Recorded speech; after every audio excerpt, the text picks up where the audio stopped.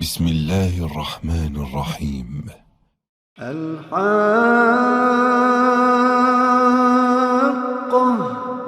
ما الحاقة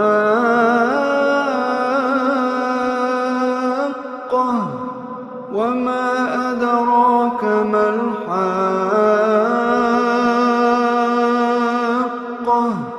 كذبت ثمود وعاد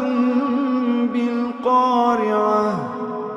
فأما ثمود فأهلكوا بالطاغية وأما عاد فأهلكوا بريح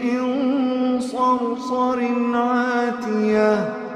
سخرها عليهم 7 ليال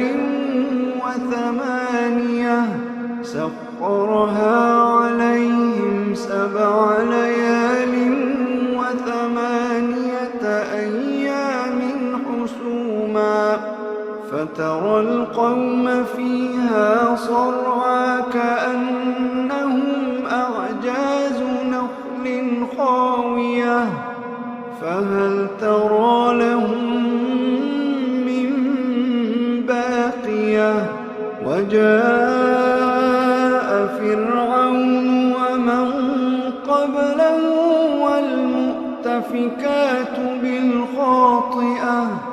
فعصوا رسول ربهم فأخذهم أخذة رابية إنا لما طغى الماء حملناكم في الجارية لنجعلها لكم تذكرة وتعيها أذن واعية فإذا نفخ في الصور نفخة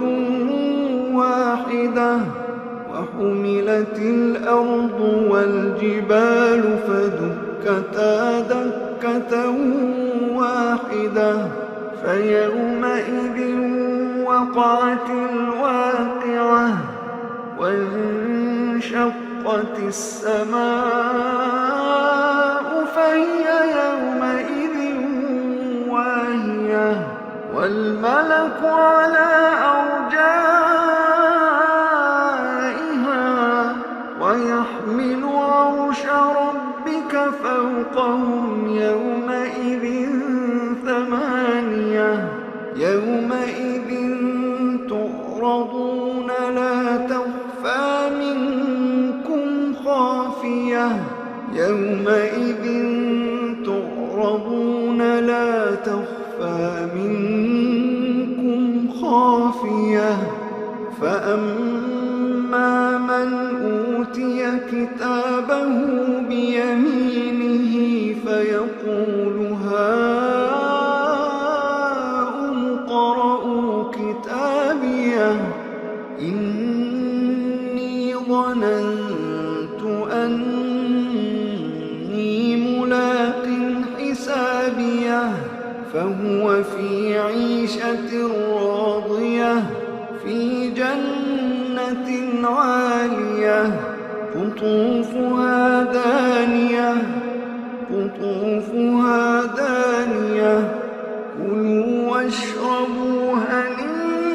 هنيئا بما أسلفتم في الأيام الخالية فهو في عيشة راضية في جنة عالية قطوفها دانية كلوا واشربوا هنيئا بما أسلفتم في الأيام الخالية وأما من أوتي كتابه بشماله فيقول يا ليتني لم أوت كتابيه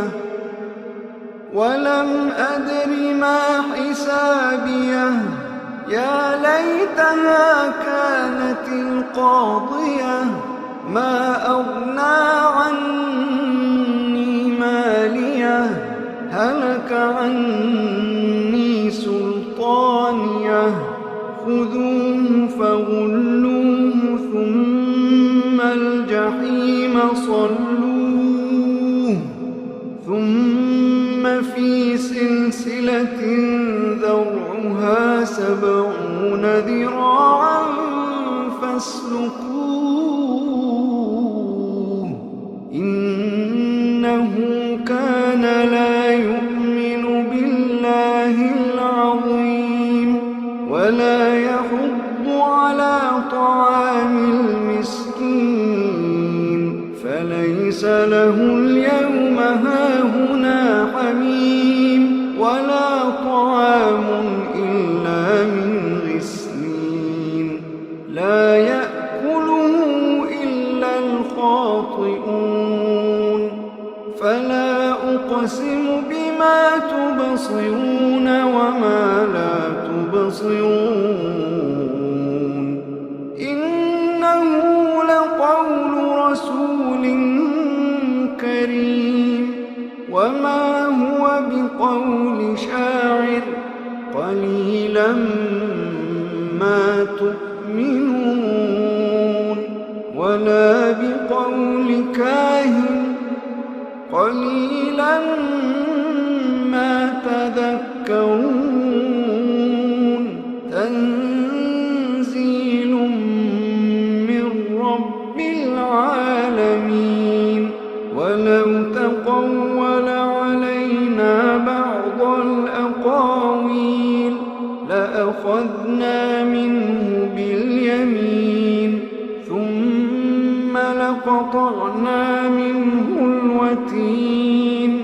فما منكم من أحد عنه حاجزين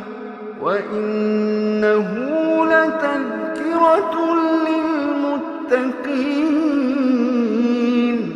وإنا لنعلم أن منكم مكذبين وإنه لحسرة على الكافرين